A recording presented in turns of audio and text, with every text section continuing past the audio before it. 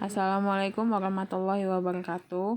Di sini kami akan mempresentasikan hasil diskusi kami mengenai hasil pengolahan data analisis linier berganda pada mata kuliah MKA dengan anggota saya Diana Vita Sahari MPM 1975-1015 dan Gosa Melania MPM 1975-1026. Model regresi. Model regresi adalah persamaan matematik yang dapat meramalkan nilai-nilai suatu variabel tak bebas. Pada regresi harus ada variabel yang ditentukan dan variabel yang menentukan, atau dengan kata lain adanya ketergantungan variabel yang satu dengan variabel yang lain. Untuk menentukan bentuk hubungan atau model yang diperlukan pemisahan yang tegas antara variabel bebas yang diberikan simbol X dan variabel tak bebas yang diberi simbol Y. Keterangan pada studi kasus data luas panen, produktivitas padi, harga beras, dan jumlah konsumsi beras per kabupaten atau kota di Jawa Tengah tahun 2014. N sama dengan 30, yaitu banyaknya data. Y sama dengan jumlah konsumsi per ton. X1 sama dengan jumlah panen per hektar. X2 produktivitas kuintal per hektar. Dan X3 sama dengan harga beras.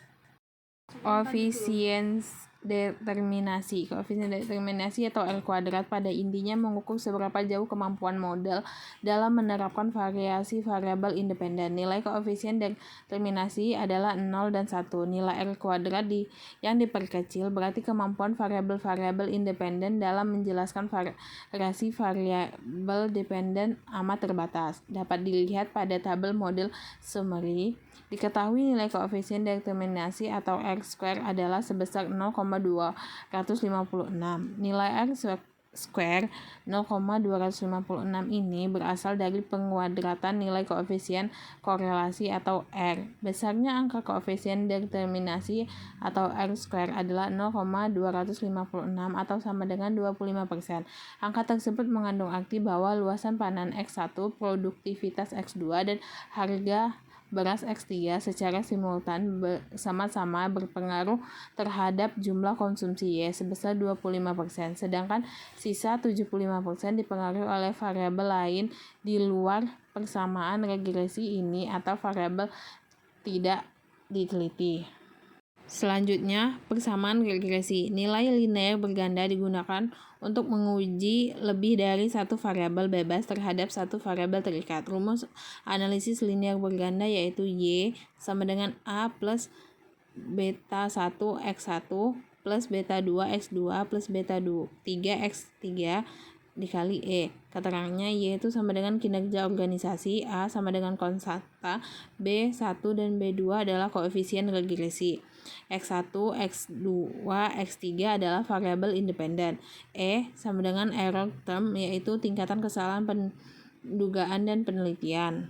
Selanjutnya, model regresi. Persamaan regresi sebagai berikut. Y sama dengan A plus beta 1 X1 plus beta 2 X2 plus beta 3 X3 dikali E. Y-nya sama dengan 146,82 ditambah 0,000 X1 plus 0,475 X2 min 0,10 X3. Persamaan regresi di atas dapat dijelaskan sebagai berikut. Yang pertama, konstanta, artinya dengan luas panen, produktivitas, dan harga beras yang konstan, maka dapat didapatkan jumlah konsumsi beras sebesar 146,82 ribu. Yang kedua, koefisien X1 0,000, artinya dengan petani memperluas lahan panen sebesar 1 meter akan tidak mengalami peningkatan. Yang kedua, koefisien X2 sama dengan 0,475, artinya apabila meningkatkan produktivitas sebanyak 1 kg akan memberikan tambahan produksi sebesar 0,475 kg produksi. Yang keempat, koefisien X3 sama dengan min 0,10, artinya apabila petani menaikkan harga beras kerja maka akan menurunkan jumlah konsumsi beras sebesar 0,10 kg. Selanjutnya, faktor-faktor yang mempengaruhi variabel Y. Yang pertama ada uji klasik. Di uji klasik ada uji normalitas.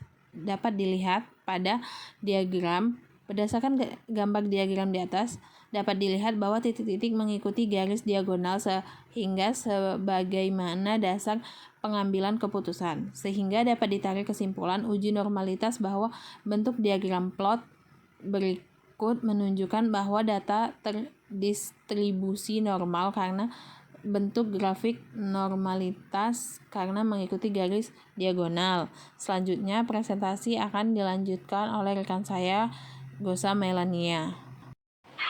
Yang kedua, uji multikolinearitas. Berdasarkan tabel di atas menjelaskan hasil uji multikolinearitas pada analisis jumlah konsumsi beras per kabupaten atau kota di Jawa Tengah. Uji multikolinearitas tersebut dapat di atas bahwa nilai toleransi luas panen atau X1, produktivitas X2, dan harga beras X3 berbeda-beda, yaitu nilai luas panen 0,947, produktivitas 0,929, dan harga beras sebesar 0,882. Ini berarti nilai rata-rata toleransi 0,947 lebih 0,100 dan juga dilihat dari nilai FIF luas panen atau X1 sehingga bebas mempunyai nilai toleransi lebih dari 0,1 dan FIF kurang dari 10. Dengan demikian dapat dikatakan bahwa model tidak terdapat gejala multikolinearitas. Selanjutnya, yang ketiga, uji heteroskedasitisitas. Berdasarkan diagram scatterplot di atas bawah dapat dilihat titik-titik acak dan tidak ada pola yang jelas. Kemudian titik-titik berada di atas dan di bawah angka 0.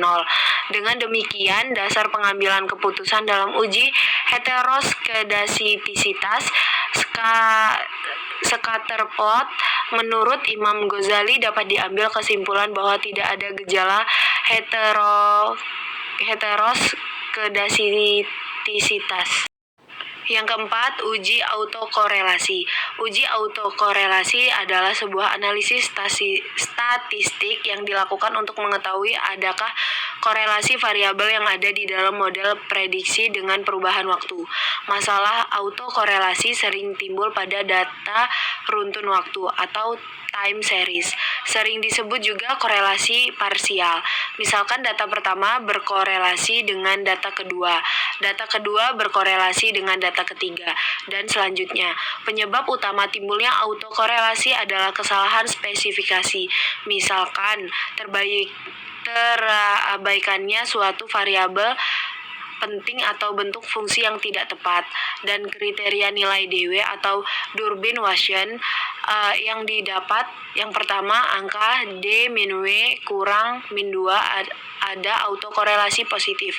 Yang kedua, angka min 2 kurang D min W kurang plus 2 tidak ada autokorelasi. Ketiga, angka D min W lebih plus 2 ada autokorelasi negatif. Tabel di atas menjelaskan W sama dengan 2,095.